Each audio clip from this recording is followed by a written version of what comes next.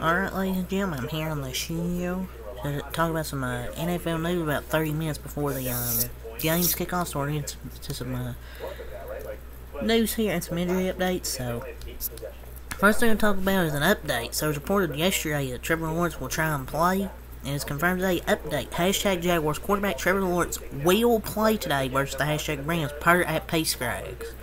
So what was initially looked like a devastating injury, Lawrence won't even miss a game. Insane. Dot. It's kind of risky here, man, playing Trevor Lawrence in this game, you know, coming off that sprained ankle. I really hope he's not making a mistake coming back this early and then suffers a major injury. But I don't know how his ankle's already better.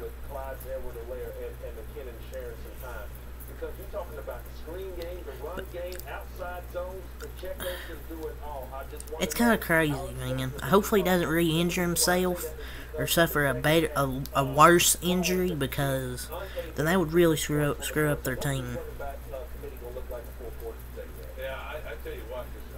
That's gonna be tough playing against the Browns defense, you know, coming off that injury.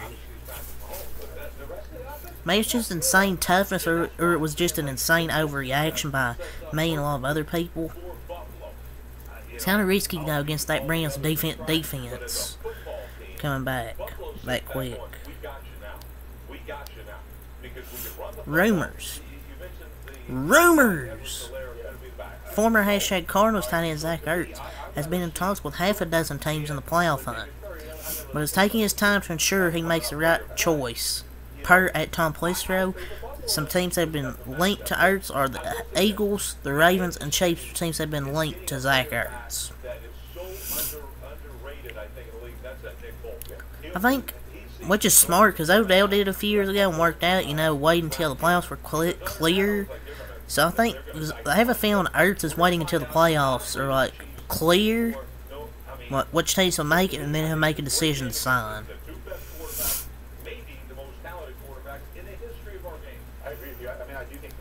The 49ers, I think, should be a team that have been linked, or 49ers are probably linked to Zach Ertz. They might sign Zach Ertz, possibly.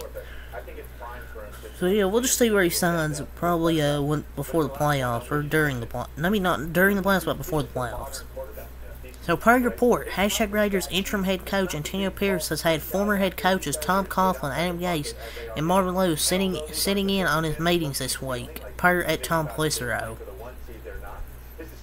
Adam Gase. Get Adam Gase away from your team. He's a natural leader. The players love Antonio Pierce. Give him a shot, man. Nobody wants any of these guys to be hired. Like Adam Gase? Why the hell? Nobody wants this crap. Like Adam Gase, Marvin Lewis, they suck.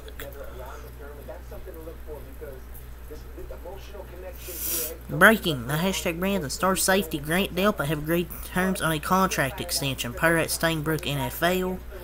Delpit's one of the most underrated safeties in the league. I think it's a very well-deserved contract. I don't know how much it was. I think like 3 years, $36 million. So yeah, that's how much the contract was, I believe. So from Todd Archer, some news here about 20 minutes ago. ESPN NFL Nation reporter covering the Cowboys. The Cowboys have added Micah Parsons to the injury report with an illness, but he is expected to play tonight against the Eagles. So he's probably going to be playing at like 80% probably with an illness, probably has a flu or something, but he's still going to play tonight against the Eagles.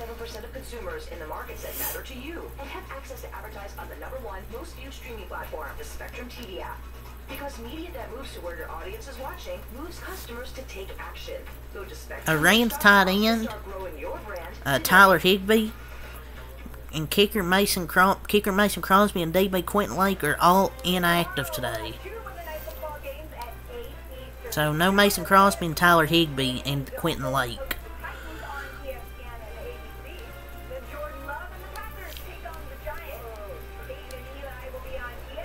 The crew that officiated the Packers-Chiefs game, led by referee Brad Allen, has been under scrutiny for missed calls as it prepares to work today's Texans-Jets game. So the NFL might be holding responsibility.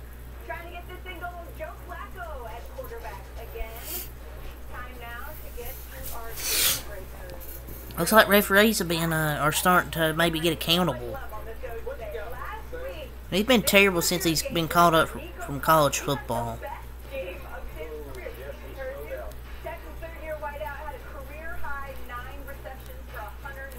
Saints wide receiver Chris Olave, listed as questionable for Sunday due to an illness, is expected to play versus the Panthers, but he is under the weather per source. Saints wide receiver Rashid Shaheed, listed as questionable for Sunday due to a thigh injury, is not expected to play versus the Panthers, but has a chance to return next week versus the Giants per source. So, dang, another player with the flu, but expected to play. Seahawks running backs Kenneth Walker III of Blake and Zach Charbonnet knee, both listed as questionable for Sunday. Both are expected to play versus the 49ers. So both the running backs are going to be able to play in this game against San Francisco. Saints tight end Taysom Hill listed as questionable for Sunday due to a foot and left hand injury, is not expected to play versus the Panthers per source. Saints tight end Juwan Johnson, listed as questionable due to a quad injury, is expected to play for the Panthers per source. So Juwan Johnson is going to play, while Taysom Hill and Chris Olave, while Rashid Shaheed and Taysom Hill are not expected to play for New Orleans. Jets running back Breece Hall, listed as questionable for Sunday due to an ankle injury, is expected to play versus the Texans per source. Well, hopefully his line won't get him actually hurt in this game, won't get him killed. Broncos running back Samaje Perine, listed as questionable for Sunday due to a knee injury, is expected to play versus the Chargers per source. He did nothing last week in that game against Houston. Jaguars running back Travis Etienne, listed as questionable for Sunday due to a rib injury, is expected to play versus the Browns per source. They definitely need him to play in this game, and so thankfully for them, he's going to play. The NFL and foreign teams this week that will not share its 2024 salary cap projections until January. So they're not going to show it until January. So Geno Smith is dealing with what is considered a 2-week injury to his groin, and as much as the Seahawks QB would like to try to play through it, Seattle is not expected to sign on his availability for Sunday's game versus 49ers until pregame warm-ups. So basically, he's out, is what you're saying. And that's a must-win game, too. They really need to win that game, but he's probably not going to play, is basically what you're telling me, Mr. Shefty. So he has some really sad news that just come out. Ex-Titans tight end Frank Wycheck has passed away at 52 after hitting his head following a fall in his home. So he had a fall in his home, he hit his head, and he passed away. He was a cult hero, part of the Music City Miracle play in the playoffs against the Bills, which is one of the greatest plays in NFL history. He has 2 daughters and 3 grandchildren. Freaking sucks, man. He had a fall in his home, which just sucks. So, R.I.P. man, R.I.P. to Frank Wycheck. This sucks. So we have a few more actives and inactives. That's all the tweets out from JPA Football, and from Adam Schefter. Now let's get to a few more inactives here from Ian Rappaport. Texans wide receiver Noah Brown is active. So is hashtag Browns wide receiver Mari Cooper and hashtag Bengals wide receiver Tyler Boyd are both active. And the others in this tweet I've already talked about. They're out, such as Rams cornerback Denzel Ward is out. Didn't mention that. Taysom Hill is out, which we already talked about.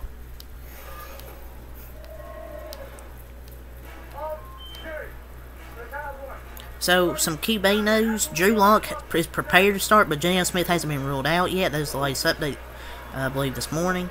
Joe Flacco is expected to start for the Browns. Derek Carr will play with a rib cartilage fracture. So, there's some QB news, some QB updates.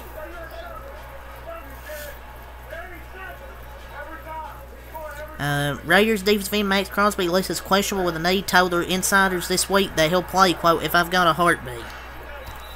So expect Max Crosby to play today. Yeah, that's really all for the NFL news here.